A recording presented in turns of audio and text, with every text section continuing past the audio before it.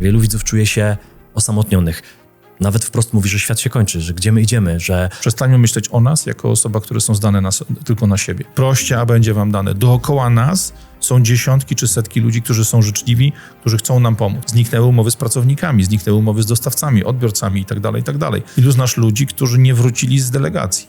Ilu znasz ludzi, którym zmarł ojciec, matka i trzeba prostować bałagan po kimś, kto nie miał prawnika, nie miał umów. Panie Grzegorzu, jak dobrze, że jesteście. Który ma fajne układy na przykład w państwowych szpitalach. Nie czarujmy się, to jest potrzebne w tym chorym kraju. Jesteśmy nieśmiertelni, mamy abonament na cudowne pomysły i tak dalej. Że do 12 Polacy się upijają. To masz po prostu jednego nieprawdziwego przyjaciela na liście mniej. Poznaj partnera naszego kanału, Slawito. Suplementy diety dla całej rodziny. Link do naszego partnera znajdziesz w opisie pod filmem.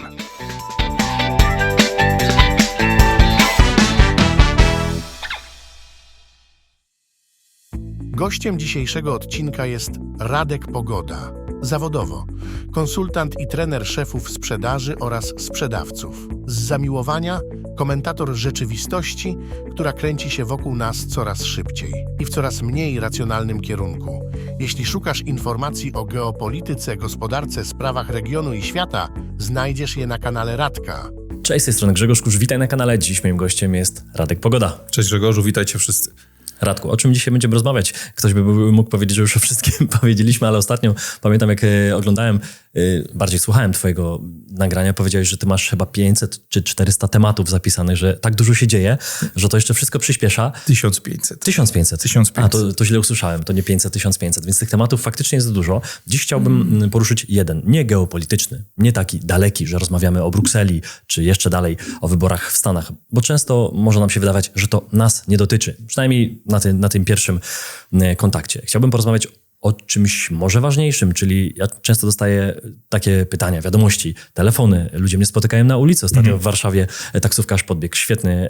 Zresztą w Krakowie ostatnio też taksówkarz podbiegł, taki, który już jest dawno na emeryturze i powiedział: Panie Grzegorze, jak dobrze, że jesteście, jak dobrze, że takie kanały jak wy jesteście, bo nawet radia się już nie da słuchać, nawet tego starego radia, na którym ja się wychowałem, ale nadal czuję się właśnie samotny. I tu pojawia się to, o czym chciałbym dzisiaj porozmawiać, że wielu widzów czuje się osamotnionych. Nawet wprost mówi, że świat się kończy, że gdzie my idziemy, że idiokracja postępuje, że te dzieciaki już są jakieś ogłupione, ale nie tylko te dzieciaki, bo ci dorośli już też gdzieś wpatrzeni w jakimś jednym kierunku.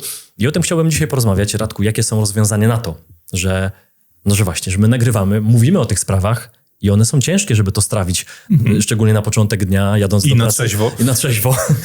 Nie zachęcamy, chociaż wiemy, że 1 milion małpek się do 12 sprzedaje w Polsce.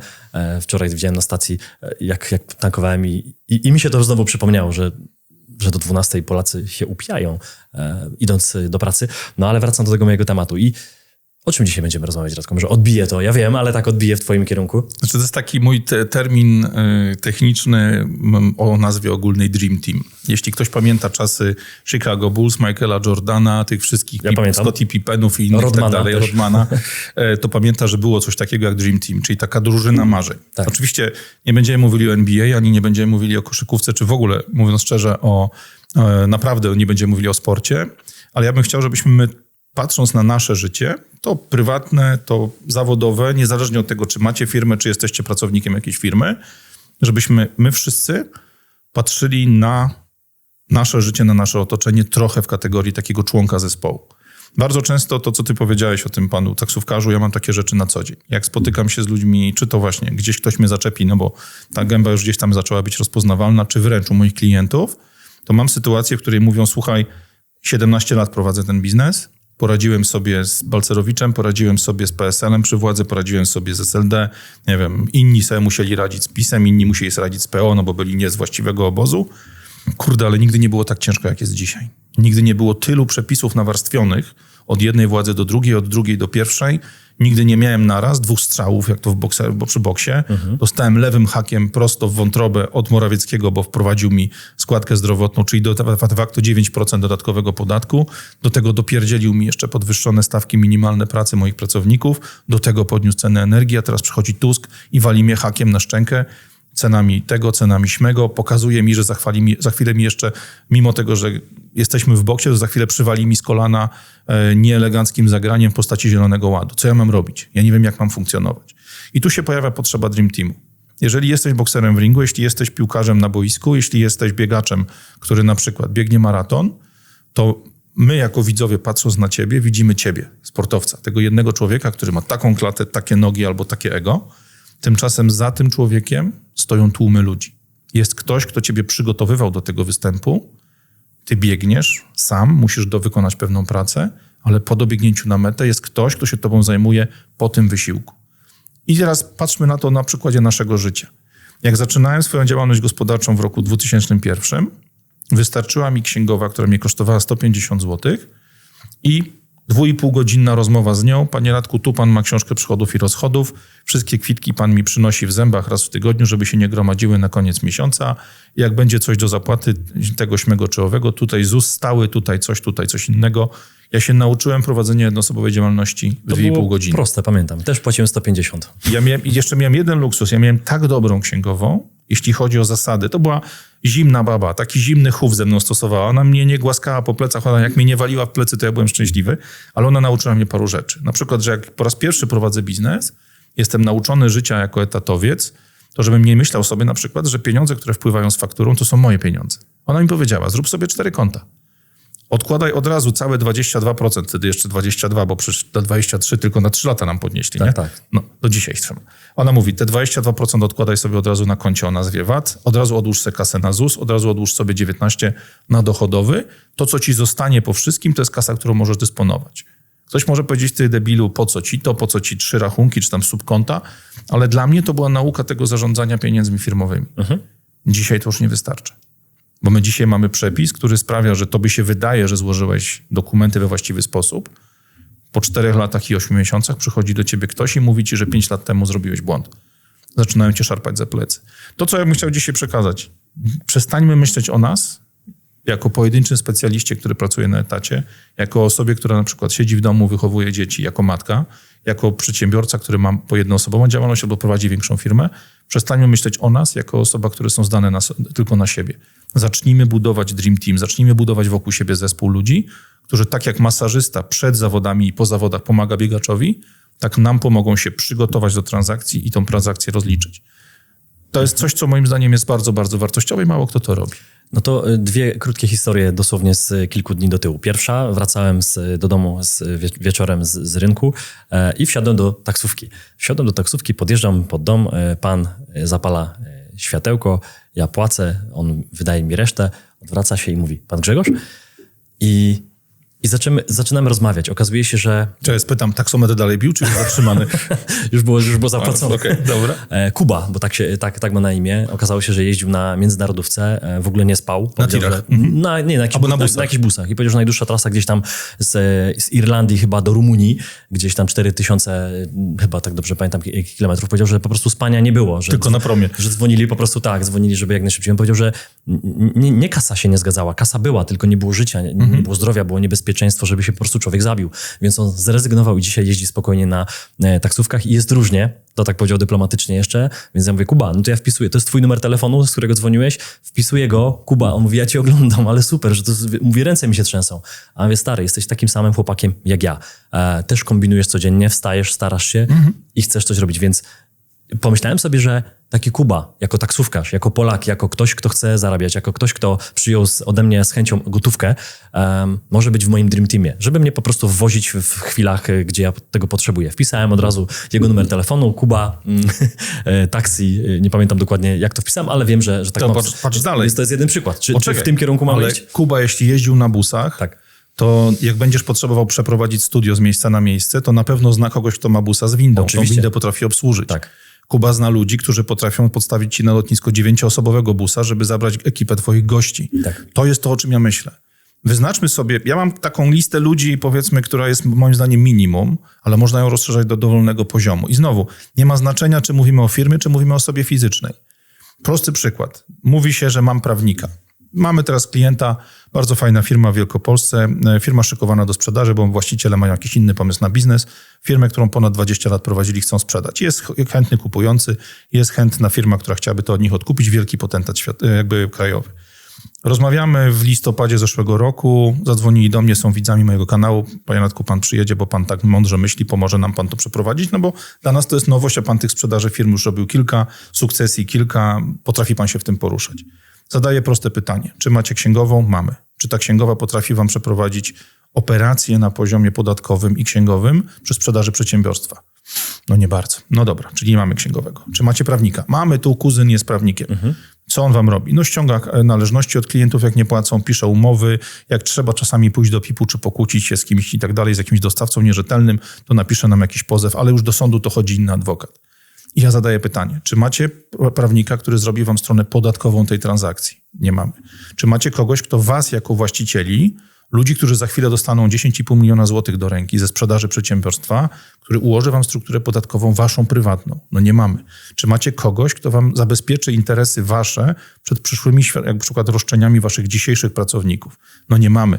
Nagle się okazało, że zamiast tego jednego prawnika, o którym oni myśleli, że im wystarczy, im jest potrzebnych 4 różnych. I to jest to, o czym ja myślę. Jak popatrzysz sobie na to tak syntetycznie, kogo my w życiu potrzebujemy? Grzegorz Kusz, Radek Pogoda. Faceci, którzy mają swoją wagę, no ciebie to nie dotyczy, cwaniaku, ale którzy mają swój wiek, którzy mają swoje jakieś przejścia zdrowotne, którzy nie spali ileś nocy, pracowali za dużo, żarli niefajnie i tak dalej. My wszyscy powinniśmy mieć dobrego lekarza, który ma fajne układy na przykład w państwowych szpitalach. Nie czarujmy się, to jest potrzebne w tym chorym kraju, ale powinniśmy mieć też dobrego człowieka, który siedzi w temacie ziołolecznictwa, który siedzi w temacie tej medycyny trochę innej. Czy to medycyna chińska, czy nawet jakieś pomysły słowiańskie, rosyjskie i tak dalej, bo są rzeczy, których normalna nauka, normalna medycyna nie tknie, bo nie obejmują tego procesy wpisane w procedury medyczne tam, gdzie płaci NFZ. No i to jest człowiek, który ogląda u ciebie, nie wiem, Braci Rodzeń, czy masę innych fantastycznych ludzi, których pokazujesz. Takich ludzi fajnie jest znać, ale zamiast czekać 8 miesięcy na wejście do specjalistów z drugiego końca Polski, którzy występowali u Kusza, rozejrzyj się dookoła, bo ktoś wcale nie gorszy może mieszkać 3 kilometry od ciebie i mieć termin na przyszły wtorek albo na za 3 tygodnie. Idziemy dalej. Fajnie jest znać policjanta. To nie musi być gościu z kryminalnych, który jak trzeba to cię wyciągnie za łapówkę z więzienia, bo to na naszym poziomie rzadko się udaje, ale fajnie jest mieć policjanta, do którego można zadzwonić.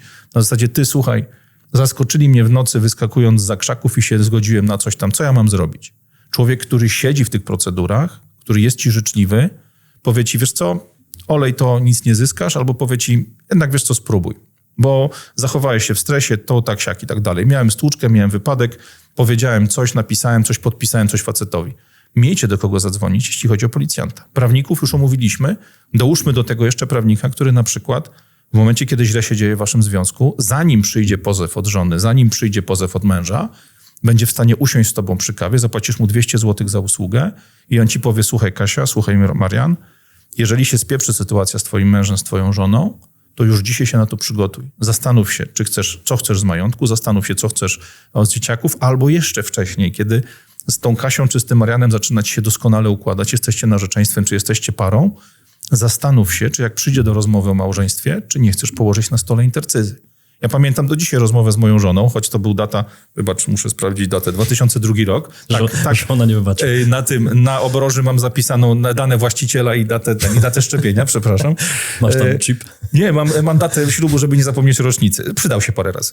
Ale abstrahując od śmiechu, ja do dzisiaj pamiętam sytuację. Żona była zawsze etatowcem, więc nie rozumie tego, co przechodzi przedsiębiorca w Polsce.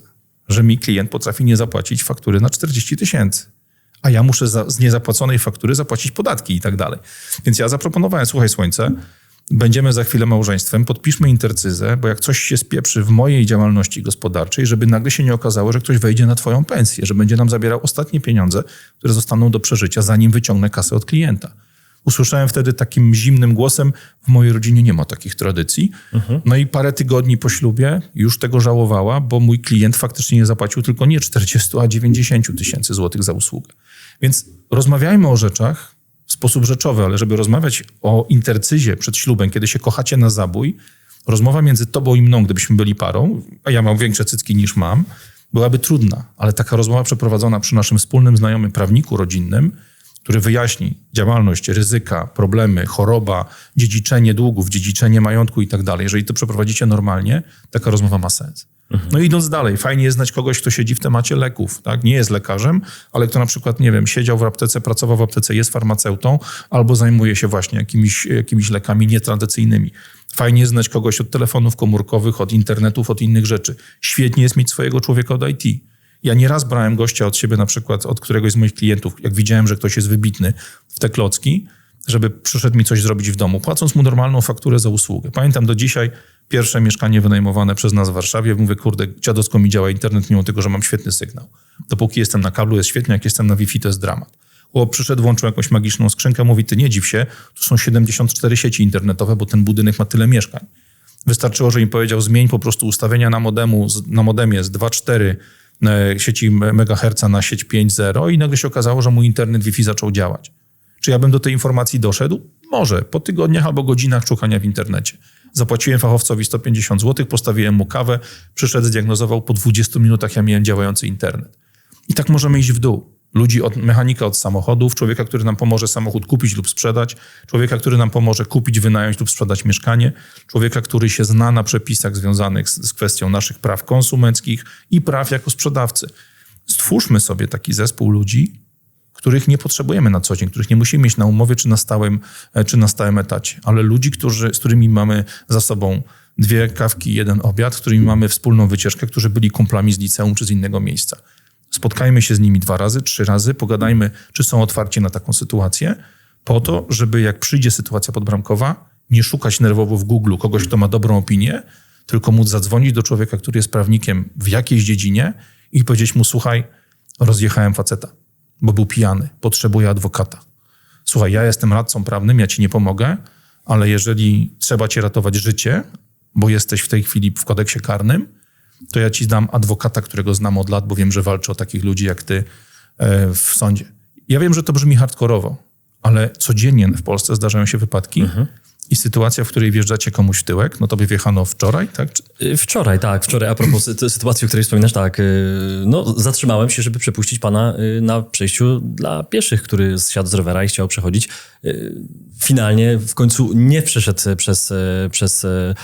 przez te pasy, a mi kolega z tyłu, wracający z gór, z długiego weekendu jakiegoś, wjechał mi w tyłek. No i zjechaliśmy na bok i ja też miałem w głowie, trzeba coś spisać. Jadę do Warszawy, nie, że się śpieszę, no ale nie chcę tu stać godzinę czy 2 czekając na radiowóz. Widzę, że tak, no, nic się nie wydarzyło takiego wielkiego. Najbardziej zestresowana była partnerka tego pana, bo po prostu się darła w niebogłosy, jak wysiadła z samochodu na męża czy na chłopaka, nie wiem. I pomyślałem sobie, ostatnie, co ja musiałbym teraz zrobić, to też wyrzucać swoją frustrację, nerwy. I wyszedłem z siebie, jak się to czasami mówi tak bardzo obrazowo, i stanąłem nad sobą gdzieś z góry i mówię, obserwuj tę sytuację, co się wydarzyło, czy wszyscy żyją tak? Czy samochód jest tak zniszczony, że nie może jechać dalej? Nie.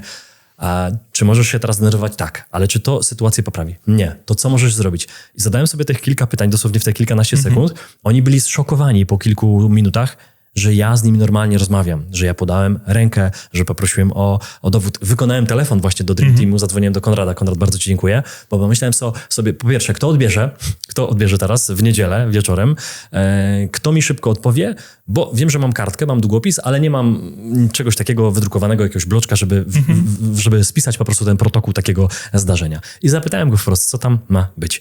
I Konrad mi w kilku żołnierskich słowach powiedział, ma być to, ma być to, ma być to. On musi się przyznać, wpisać wszystkie dane, podpisać się, datę, miejsce, nawet narysuj to wszystko, opisz to wszystko, wpisz ulicę i to są podstawowe rzeczy. Numer polisy, numer dowodu, numer samochodu, zdjęcia porób i to powinno wystarczyć. Ale zrobisz to w 10 minut. I po 10 minutach Wy się rozjechaliście. Rozjechaliśmy się. Ja powiedziałem, spokojnego już życzę wieczoru.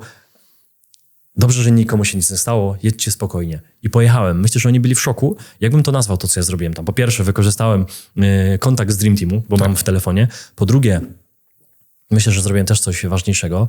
Kiedyś bym tego tak nie zrobił, więc to nie jest tak, że zawsze taki jestem. Kiedyś bym się darł, tutaj trzeba wypipać, jaki byłbym zdenerwowany na pewno i te negatywne emocje by zostały z nami wszystkimi naokoło do końca dnia, a może i nawet dzisiaj. A dziś, patrząc na samochód, sobie myślę dzisiaj rano, no do malowania. No ale i tam jest kropka, no do malowania i robię swoje. Dzisiaj tu nagrywam, mógłbym powiedzieć, to ja nie jadę do Warszawy. To po prostu się wszystko zepsuło, wszystko jest przeciwko mnie i dzisiaj musiałbym odwołać kilka osób. ale stwierdziłem, że zostawię ich z dobrą energią, mimo wszystko z tą sytuacją. Więc ja myślę, że warto też zaapelować do nas, do wszystkich, żebyśmy siebie lubili, żebyśmy siebie szanowali jako Polaków, bo często my ten nasz interes mamy nad wszystkimi innymi, tak jak kiedyś było w polskim filmie, tak? Że moja prawda jest najmojsza, moje sprawy są najważniejsze, że twoje sprawy są mniej ważne, że moje dzieci, mój dom i mój kredyt jest ważniejszy od twoich rachunków. Ale tak nie jest. Przecież każdy ma swoje i to jest najważniejsze dla niego. Więc ja uszanowałem ich, że to jest ich stres, że to jest ich samochód, jeszcze nie ich, bo pożyczony, więc zrozumiałem, że to jest być może nawet grubsza sprawa. I zostawiłem tą sprawę. Ale to, że się nauczyłem kontrolować emocje, to stwierdziłem wczoraj, że to są ludzie, których muszę zostawić z lepszą emocją niż tą, którą mieli 10 minut temu. Odwrócę to, co powiedziałeś. Czy twoje emocje byłyby mniejsze, czy większe, gdybyś nie miał tego telefonu do Konrada? Nie wiedziałem przez 2-3 minuty, bo miałem taki moment, że nie wiedziałem do końca, co zrobić. Co trzeba robić. No bo przepuściłem dziadka, tak? Przepuściłem dziadka i mówię, no dobrze zrobiłem. W zasadzie już wjeżdżał na pasy, więc można powiedzieć, że trochę przehamowałem w ostatnim momencie, no ale to nie znaczy, że ktoś z tyłu ma mi się pakować w bagażnik. Więc przez 2-3 minuty nie do końca wiedziałem, co zrobić. Zastanawiałem się. Siedząc w tym aucie, mówię, czy dzwonić na policję, czy odjechać, bo nic się nie wydarzyło i się po prostu dogadamy i powiemy, dobra, jadę, stary, no wyceń to sam. Ja nie wiem, ile kosztuje malowanie. 1000, czy 2, czy 500. Nie mam pojęcia. Zaraz zobaczę, bo siedząc w aucie jeszcze tego nie widziałem. Ale przypomniałem sobie, że Konrad będzie wiedział, bo ostatnio rozmawiałem o ubezpieczeniach z nim i mówię, próbuję. I to był ten Dream Team, ale zaapelowałbym do was wszystkich, żeby imiona, funkcje i numery telefonów nie mieć tylko w telefonie. Bo po pierwsze, telefony się gubią. Mój ostatnio spadł z 4. piętra na asfalt. Pokazywałeś mi tą drogę. Telefon. Dobrze, że pod spodem nie przechodził żaden przedszkolak, Radku, bo musiałbyś dzwonić do policjanta. No, nie miałbym z czego. No ale zawsze mógłbyś, ale tak, jakbyś nie miał zapisanych tych numerów gdzieś indziej, ja zawsze namawiam przy takich sytuacjach, bo już nagrywaliśmy kilka razy coś takiego, że warto spisać sobie to do zwykłego notesu. Warto użyć. Szczególnie jak tego nie nosisz przy sobie, tylko na przykład w samochodzie, po prostu te podstawowe numery telefonu mieć zapisane. Ale zobacz, do czego zmierzam. Tu się skończyło bardzo łatwo. Taki sam dokładnie wypadek miała moja żona lata temu. 2 dzieci z tyłu w fotelikach. Babka przechodząca z wózkiem przez przejście dla pieszych. Ona hamuje, wjeżdża w nią jadąc 40 na godzinę, zapatrzona w telefon, nie hamująca w ogóle przedstawicielka jakiejś tam sieci komórkowej. To malowanie nie wystarczyło. Malowanie nie wystarczy. Auto poszło do kasacji, ale dzieci przeżyły nasze i tak dalej. Teraz ona siedząc w samochodzie, patrzy w lusterko, widzi, że zaraz przypierdzieli w nią jadąca z dużą prędkością kobieta i jest decyzja, puścić hamulec, żeby chronić swoje dzieci. No bo wiadomo, jeśli twój samochód po uderzeniu odjedzie, no to ta energia jest przenoszona inaczej, ale jest ryzyko, że rozjadę kobietę na pasach. Zobacz, gdyby wtedy nie udało się uniknąć tej sytuacji, jaki byłby twój poziom stresu, gdyby ktoś wepchnął twój samochód na tego dziadka z rowerem. Tak. My jesteśmy w zupełnie innym świecie, bo wtedy nagle pojawia się prokuratura, wtedy pojawia się policja, wtedy ty jesteś stamtąd zabierany w bransoletkach do szpitala na krew, jest stawiany tobie zarzut i nagle nie ma jednego drobnego wypadku ocierki, no tak zwanej, tak, stłuczki. Mamy do czynienia z sytuacją, kiedy owszem jest stłuczka, że ktoś walnął ciebie w tyłek, ale ty jesteś sprawcą zabójstwa. Może nie morderstwa, bo to nie twoja wina, ale zabójstwa. Naprawdę, słuchajcie, ja wiem, że to brzmi śmiesznie, bo nam się wszystkim wydaje, że jesteśmy niezatapialni, jesteśmy nieśmiertelni, mamy abonament na cudowne pomysły i tak dalej. Natomiast życie mnie uczy, że mogę z kimś gadać o godzinie 21. Prosty przykład, Rafał Otoka-Frąckiewicz, 21, gadamy, jak to fajnie było na bani, czyli na tak zwanej takiej ruskiej łaźni, w której był gdzieś tam pod Białymstokiem. Jest super fan, jest w ogóle radocha, jest zaje fajnie. Godzina 4:15, pik, SMS, dostaje zdjęcie Rafała, który leży w szpitalu na Szaserów i już po zabiegu na zawale serca. Bo facet poszedł do bani niewyspany, przemęczony, wysoka temperatura, zimna temperatura, siadło serducho. On nie planował, że wyląduje tej nocy w szpitalu. Ja mam za sobą przejścia takie, że o 3 nad ranem w Nowym Targu pojechałem na pogotowie, bo nie wiedziałem, co się ze mną dzieje. Po prostu stres był taki, że mi odcięło całkowicie możliwość oddychania. Myślałem, że umieram. Ilu znacie ludzi, którzy kochają się, mają wspólne dzieci, coś złego się dzieje w związku, widzieliście się z nimi 3 tygodnie temu, gdzieś tam przy okazji czegoś i nagle się dowiadujecie, że wasz kolega z koleżanką się rozchodzą. Ilu znasz ludzi, którzy nie wrócili z delegacji? Ilu znasz ludzi, którym zmarł ojciec, matka i trzeba prostować bałagan po kimś, kto nie miał prawnika, nie miał umów, nie miał spisanego, nie miał tak zwanej czerwonej teczki z dokumentami. Apteczki finansowej. Apteczki finansowe. Ja sam mam klienta, który zmarł po treningu, facet 40-letni, zarąbiaście czynny, gościu trenował do triatlonu. No więc umówmy się, triatlonu nie biegają takie otłuszczone leszcze jak ja. Triatlon biegają goście o lepszej figurze i lepszej formie niż ty, Grzesiek. Tak, wiem. Facet poszedł na trening, lekko podziębiony, wziął przed treningiem 2 gripexy, żeby był w stanie wydolnie biegać. Dopóki miał wysokie tętno, dopóki był w czasie tego biegu, wszystko było ok. Wrócił do samochodu, przypiął się pasem. Na szczęście nie zdążył dźwigni biegów przestawić, bo zmarł w swoim samochodzie. Zostawiając za sobą firmę, gdzie wszystko było na niego, bo parę rodzajów działalności było na działalności gospodarczej. Trzeba było wdowie pomagać przekształcić firmę na spółki, ratować majątek. Śmierć takiego faceta oznacza, że zniknęła umowa z na przykład dostawcą głównym, no bo na działalności gospodarczej moment, w którym ty zamykasz oczy, rozwiązuje wszystkie umowy. Zniknęły umowy z pracownikami, zniknęły umowy z dostawcami, odbiorcami itd., itd. Nie wyobrażamy sobie, jak wiele się może zdarzyć, nie tylko na poziomie choćby śmierci, ale na poziomie głupiego złamania nogi. Jak nagrywaliśmy ostatnio, ty byłeś jeszcze w bucie właśnie gipsowym. Tak, Achilles zerwany prawie. Dokładnie. I co się dzieje? Nic się nie stało. Żyjesz, funkcjonujesz. Nawet nie było widać, że miałeś założoną szynę na nodze. Natomiast pomysł pod tytułem nie mam nagle jak pojechać z domu do studia, bo w moim samochodzie nie mieści mi się ten 15-centymetrowy kalosz w miejscu, gdzie zgasł hamulec. No nie jeździłem autem prawie 2 miesiące, ale dzięki również widzom kanału, bo wielu z was się zgłosiło, za co po raz kolejny dziękuję i piękne historie się pojawiły, bo rozmawiałem z wami, woził mnie Marcin, strażak ochotniczy z Podbielska, woziło mnie jeszcze kilka innych osób i piękne historie tam były, więc znajomości, do dziś mamy kontakt, więc to jest znowu ten Dream Team. Oczywiście, że ja mam jakiś tam handicap, tak by można było to nazwać, przez to, że no łatwo ci się mówi, bo ty masz kanał, no ale kiedyś nie miałem kanału. 5 lat temu, jak nagrywałem sam, nagrywałem dosłownie suszarką do włosów, tak to można powiedzieć, że ani nie miałem studia, ani nie miałem kamery, ani nie miałem światła, ani nie miałem zespołu, byłem totalnie sam, jak palec. I nagrywałem pożyczonymi kamerkami takimi małymi, jak się komunię nagrywa, dosłownie.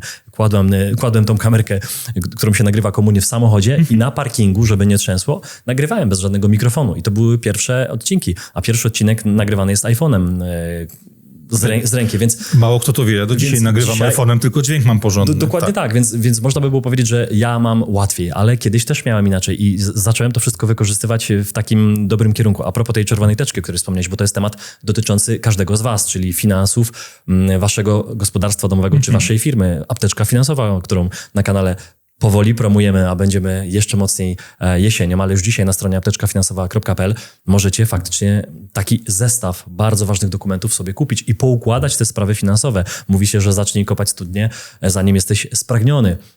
To nie układa się spraw, kiedy już jest źle. Tego się nie robi, tak? Nie myśli się... Znaczy wtedy już nie ma czasu. Wtedy już trzeba, wtedy już nie mamy wyboru. Wtedy można pewne rzeczy zrobić, a za niektóre już jest za późno. Więc faktycznie ja apeluję do was nie tylko kwestie finansowe, nie tylko kwestie związane ze zdrowotnością, czyli warto mieć jakiegoś lekarza, jakiś SMS. Jeszcze myślę, że jedna historia, bo przez historię bardzo łatwo to zrozumieć. Przecież Bogdan Smolosz, który był u nas na kanale i w pewnym momencie można powiedzieć, że stracił się. Dlaczego się stracił? No bo miał zawał. Siedząc u siebie w domu na Mazurach, miał zawał i pojechał do jakiegoś tam szpitala mazurskiego i okazało się, że oni powiedzieli spoko, miał pan zawał, może pan wracać do domu. I on wrócił do tego domu, proszę przyjść za 2 tygodnie na kontrolę. No i Bogdan skontaktował się z braćmi rodzeń, miał okazję z nimi się poznać, też zaczynając nagrywać kanał na YouTubie. 60 kilka lat ma przecież Bogdan i całe życie piecze chleb, więc ktoś mógł powiedzieć, no ty jesteś YouTuberem, ty nagrywasz, a Bogdan to nie może. No też zaczął. Poznali się z braćmi rodzeń i wysłał te wyniki ze szpitala chyba do Łukasza, do jednego z braci. I Łukasz do niego dzwoni i mówi, Bogdan, pakuj się i zasuwaj do najbliższego normalnego szpitala. My spróbujemy ci zaraz powiedzieć gdzie, bo u ciebie to jest po prostu sytuacja niepodbramkowa, ale naprawdę już się pali. A on mówi, ale powiedzieli lekarze ze szpitala, że ja mam siedzieć i za 2 tygodnie przyjść. Za 3 dni cię nie będzie. Usłyszał, wsiadł w samochód i pojechał do Katowic, chyba na Ochojec, jak dobrze pamiętam, albo w inny szpital w Katowicach. I tam powiedziano mu dokładnie to samo, co chłopaki mi powiedzieli, że panie Bogdanie, decyzja, operacja natychmiastowa, bo pan ma taką sytuację, że pana zaraz nie będzie. I co by się wydarzyło, gdyby Bogdan został z tą informacją ze zwykłego szpitala, gdyby nie dopytał tych ludzi, jednego, drugiego, trzeciego. No, nie chcę myśleć, ale to jest część tego Dream Teamu znowu. To poczekaj, ale tu mówimy o Dream Teamie na poziomie Dream, czyli mieć kontakt do braci rodzeń, to jest w ogóle bajka. Oczywiście, że tak. Natomiast pamiętajcie o jednej rzeczy. Każdy człowiek, którego macie dookoła, może być dla was dojściem do następnych ludzi. Jest takie piękne hasło w Biblii, proście, a będzie wam dane. Jeśli cierpisz, bo od miesięcy nie możesz ściągnąć kasy z niepłacącego klienta, przestań ty do niego dzwonić, przestań go atakować mailami, SMS-ami, czy chodząc do niego do biura. Zapytaj swoich na Facebooku, na YouTubie, nie wiem, gdziekolwiek, może YouTube przesadziłem, na Facebooku, na jakimś LinkedInie, czy gdziekolwiek indziej. Zapytaj, kto z twoich znajomych sam się zajmuje na przykład ściąganiem należności, albo zna ludzi, którzy zajmują się ściąganiem należności. To nie muszą być od razu karki ABS, absolutnie bez szyi, którzy pójdą i gościowi sklepią machę, jak to się mówi, ale to może być ktoś, kto pracuje w kancelarii prawnej, która takie rzeczy załatwia rutynowo. Napierniczacz jest urzędnikiem. Mam klienta, który od lat ma problem, bo w miejscu, w którym prowadzi swoją działalność, ktoś ewidentnie próbuje mu podcinać żyły, po prostu na poziomie urzędniczym, więc on musiał spotkać się z prawnikiem innym niż jego prawnik codzienny, którym powiedział otwarcie, proszę tą część działalności wynieść do Czech.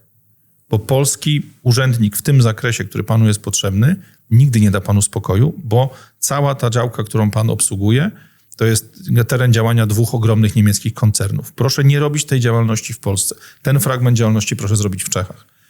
Takich ludzi się nie znajduje w 5 minut, ale takich ludzi się znajduje, tak jak to ładnie powiedziałeś, nie wtedy, kiedy już zawał jest, tylko wtedy, kiedy zaczyna cię kłuć w ramionach, albo kiedy ci drętwieją palce. Albo wtedy, kiedy przekroczyłeś 40 lat i wiesz, że masz nadwagę, albo wtedy, kiedy, i tu 3 kropki. Każdy z tematów, o których mówimy, dziwne SMS-y przychodzące do żony, dziwne SMS-y przychodzące do córki, syn, który wraca po imprezie i od razu kładzie się spać, to wszystko, jeżeli jesteś osobą chociaż odrobinę uważną, powinno być dla ciebie sygnałem. Dowiedz się, kto tej żonie przysyła SMS-y, czy tam nie ma zdjęć na przykład części ciała jakiegoś kolegi z pracy. Dowiedz się, dlaczego twoja córka tak, a nie inaczej zachowuje się przez ostatnie dni, bo może jest nieszczęśliwa, bo jej się na przykład związek z jakimś chłopakiem rozwala i będzie próba samobójcza. Dlaczego twój syn po imprezach kładzie się spać? Sprawdź, czy gościu nie wraca pijany, czy nie jest to początek alkoholizmu, albo czy nie wraca nawąchany jakiegoś gówna. Po prostu zacznijmy działać. Jeżeli nie wiesz, jak wyglądają takie symptomy, nie bój się prosić. Proście, a będzie wam dane. Dookoła nas są dziesiątki czy setki ludzi, którzy są życzliwi, którzy chcą nam pomóc. Oczywiście 2,5 raza więcej jest tych sukinsynów, którzy ci wyrwą oko, jak będą mogli, urwą ci nogę i nasikają ci do szyi, ale pośród gnojów, pośród bandytów, pośród ludzi, którzy źle ci życzą z zawiści, z własnej małości, z choroby własnego duszy, własnego serca, znajdą się ludzie, którym kiedyś pomogłeś, dla których byłeś miły, albo dla których byłeś opoką, dla których byłeś ostoją. Idź do tych, którzy są ci życzliwi. Całą resztę w dupie z nimi. Oni się nie liczą.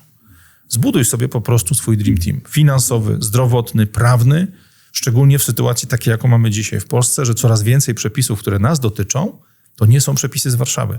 To są przepisy, których źródeł trzeba szukać w Brukseli. To są źródła przepisów, które są nielogiczne, niezrozumiałe dla nas. Ja dzisiaj mam prosty przykład z zeszłego tygodnia do prawników od podatku, takich podatkowców, z którymi pracuję bardzo mocno. Przyszedł klient z prośbą do jednego z nich, mówi, słuchaj, wystaw mi fakturę na 106 000 złotych. Jakim cudem? Bo zaoszczędziłeś mi ponad 500 000 na tej poradzie, którą mi udzieliłeś 3 tygodnie temu. Ty, no ale usiadłeś przy kawie i spytałeś, co masz zrobić. No tak, ale zrobiłem pół bani. Wystaw mi fakturę za 100, 20% należy ci się jak psu zupa. Chciałbyś mieć fakturę za 100 za to, że pogadałeś z kimś przy kawie? Ja jestem gotów nawet dzisiaj. Ale to są rzeczy, które się dzieją dopiero wtedy, kiedy my chcemy komuś pomóc w zakresie tej naszej wąskiej wiedzy, którą mamy, bo my możemy być dla kogoś częścią Dream Teamu. I co jest bardzo ważne, to, że ktoś przychodzi do ciebie poradzić się, to my musimy mieć bardzo precyzyjnie ustaloną granicę, gdzie kończy się przyjacielska rozmowa ze znajomym z liceum, a gdzie zaczyna się nasza praca. To jest problem z Polakami, bo Polacy są nauczeni, że jak coś jest po znajomości, to się przynosi flaszkę i tak dalej, i tak dalej. Nie powiem ci, ile flaszek u mnie stoi, najróżniejszych, od, nie wiem, 20-letnich rumów, które skutecznie niszczę, bo to lubię, po jakieś wódki, wina, szampany i inne dziadostwa. Okej, no szampany lubi żona, więc ona to też niszczy, ale stoi masa alkoholu, który mi jest niepotrzebny, bo ja nie piję. Ja mówię, dla smaku trochę whisky, trochę rumu, proszę bardzo, raz na 2, raz na 3 tygodnie. Ale ludzie są nauczeni, że przynosi się flachę i dostaje się usługę. U mnie nie ma tak. Pogadajmy na luzie, co moim zdaniem mógłbyś zrobić, to jest przyjdź, postaw kawę albo pogadajmy u mnie w domu. Natomiast moment, w którym oczekujesz ode mnie, że ja wykonam usługę, z której żyję, żeby tobie pomóc, to jest normalna usługa, ode mnie słyszysz jasną informację. Moja stawka dzienna jest taka, moja stawka godzinowa jest taka, jak się rozliczamy. To, czego ode mnie oczekujesz, to jest coś, z czego ja żyję. Jeśli ktoś jest lekarzem, nie pytasz, tylko przed wejściem do gabinetu płacisz. Jeśli twój kolega Jakub jeździ taksówką, to wiesz doskonale, że za wykonanie tej przeprowadzki studia pożyczonym przez niego busem zapłacisz mu i za transport, i za to, że ci pomógł nosić. Tak. Bądźmy dla siebie ludzcy, wymieniajmy się nie tylko pieniędzmi, wymieniajmy się wiedzą, ale też stawiajmy jasne warunki. Jest stara zasada, jak postawisz ludziom informację na starcie, słuchaj, to jest mój zawód, normalnie to kosztuje 300 w kancelarii, ja zrobię to dla ciebie za te same 300, co w kancelarii, bo to jest normalna moja godzina pracy, chcesz czy nie chcesz. Ktoś się może na ciebie obrazić, ale normalny człowiek stwierdzi, oczywista rzecz, przecież ty z tego żyjesz, ja korzystam z twojej fachowej wiedzy.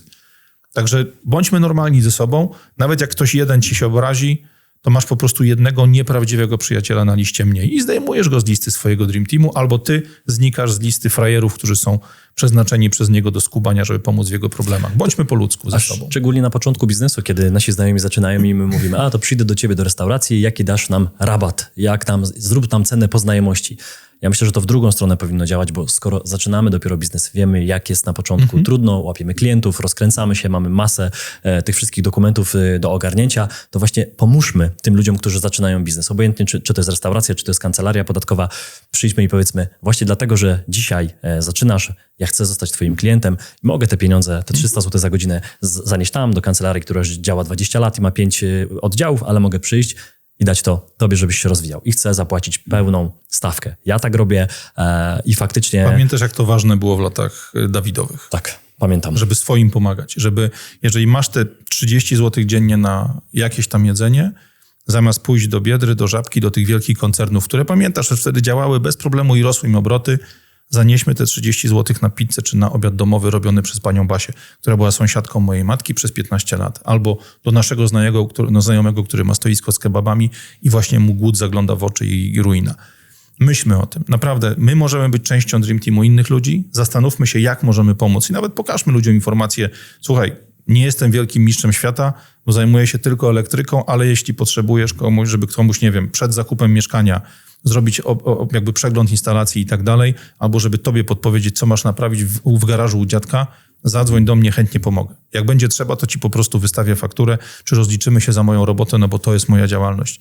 Dzisiaj trzeba wychodzić do ludzi. Nie siedźcie na dupach, nie siedźcie na tych Facebookach tylko na odbiorze, tylko zacznijcie rozmawiać z ludźmi. Pytać, prosić, pokazywać, co sami możecie zrobić. Może się okazać, bardzo, bardzo jest to prawdopodobne, to jestem tego najlepszym przykładem. Ja nie planowałem kariery konsultanta. Ja stałem się konsultantem, bo ktoś, kto zobaczył, jak ja robię swoją robotę sprzedażową na własnym zespole, na sprzedaży etatowej wtedy, przyszedł do mnie, mówi, słuchaj, poukładałeś fajnie chłopaków w regionie, zrób mi tak samo przedstawicieli na zachodnią Polskę. W branży innej niż moja, bo ja nie muszę znać się na twoim produkcie, ja znam się na robocie handlowej. Prawdopodobnie większość z was ma takie same umiejętności. Od opiekowania się dzieckiem, na przykład, które ma wady wymowy i bawienia się w domowego logopedę, po osobę, która inaczej myśli, inaczej słucha, która potrafi być tą fazą przejściową do pójścia do psychologa na przykład, aż po porady typu, słuchaj, jestem piłkarzem, miałem złamane wszystkie kości w nogach na przykład, wiem doskonale, jak wygląda źle biegający albo dobrze biegający człowiek, mogę ci poduczyć czegoś albo chłopaka ci przygotować do egzaminu wstępnego na przykład do klubu piłkarskiego. Raz dostaniesz za to obiad, a kiedyś indziej za 4., 5., 7. razem w końcu zrobisz z tego usługę, będziesz miał czymś dorobić sobie po godzinach. Zamiast siedzieć i oglądać Netflixa, to ty będziesz gwiazdą w małym programie na swoim kanale nagrywanym telefonem, jak uczysz chłopaków driblingu czy czegokolwiek innego. Trzeba myśleć, nie siedźmy na tyłkach, słuchaj, od siedzenia na tyłku tylko się dostaje odcisków i brzucha, co widać. Amen. Dziękuję bardzo, Radku. A dla was zadanie domowe, czyli już teraz po wysłuchaniu lub obejrzeniu tego nagrania zróbcie pierwszą listę swojego Dream Teamu. Jeśli chcecie zainspirować innych, wpiszcie w komentarz, jakie są to chociaż nie nazwiska, ale jakie to są osoby, funkcje dokładnie. Zróbcie 3, 4, 5. Zacznijcie od chociaż 2, 3 takich osób i będzie wam łatwiej. Bo jak zostawicie to na za tydzień, to zapomnicie, już nie będziecie. A to jedna uwaga techniczna. Zróbcie to na zasadzie macierzy. Wypiszcie najpierw imiona ludzi, którzy wam przychodzą do głowy i dopiszcie ich funkcje, a później po tych funkcjach, które macie wypisane, dopiszcie sobie jeszcze po kilka innych imion. Założę się, jak zrobicie to w ten sposób, założę się, że będziecie w szoku po pół godzinie, jak wielu znacie prawników, jak wielu znacie lekarzy, jak wielu znacie ludzi, którzy zajmują się samochodami, zakupem, sprzedażą, serwisowaniem, nawet głupią lawetą i transportem. Stwórzmy sobie mapkę ludzi, których mamy w swoim zasięgu i zacznijmy ich sobie mapować, bo potem trzeba zrobić najtrudniejszą część, Czyli trzeba zacząć do nich dzwonić. Słuchaj Grzegorz, czy jakbym miał problem z przeprowadzką, to czy masz jeszcze po tej swojej starej karierze, jak jeździłeś na busach, czy masz kogoś, do kogo mógłbyś ewentualnie pożyczyć busa i pomóc mi w przeprowadzce? Tak, spoko, jakbyś potrzebował, to dzwoń. Tak. W ten sposób zamieniamy listę tych naszych marzeń, że ktoś nam pomoże, na sprawdzoną listę ludzi, którzy zgodzili się nam pomóc, jak będzie taka sytuacja. I wtedy jest świetna pora, żeby zapytać, słuchaj, jak to będziemy rozliczać? Nie? Dasz w kieszeń, będzie dobrze, bo robię to po godzinach prywatnym autem i w dupie mam urzędy skarbowe, albo słuchaj, no, my żyjemy z tego, taka usługa normalnie kosztuje, nie wiem, tyle i tyle za kilometr, albo tyle i tyle za przewózkę, więc już sobie przygotowujesz informacje, żebyś nie był zdziwiony, że taka przeprowadzka będzie ci kosztowała na przykład 2000. Dla wielu osób, i ty to wiesz, i ja to wiem, wydatek nagły 2000 zł jest poza wszelką dyskusją. Tak. Nie mogą tego zaplanować. Także hasło, które rzuciłeś po tej stłuczce, że ktoś tam da ci 2000 na twoje malowanie zderzaka, przepraszam, u większości Polaków dzisiaj nie może zaistnieć, bo ci ludzie nie mają takich pieniędzy. Dokładnie. Znam to. Zostawiamy tutaj was Tak jest. i zachęcamy do działania. Jeszcze raz, Radku, bardzo dziękuję. Dziękuję serdecznie. Do zobaczenia. Na razie. Dziękujemy, że byłeś z nami. Jeśli wciąż odczuwasz dreszcz emocji po naszym show, nie krępuj się pokazać nam tego palcem w górę i zasubskrybować kanał, abyś nie przegapił kolejnych filmów. Nie zapomnij też zanurzyć się w wcześniejszych odcinkach na naszym kanale lub posłuchać ich w formie podcastu. Do zobaczenia!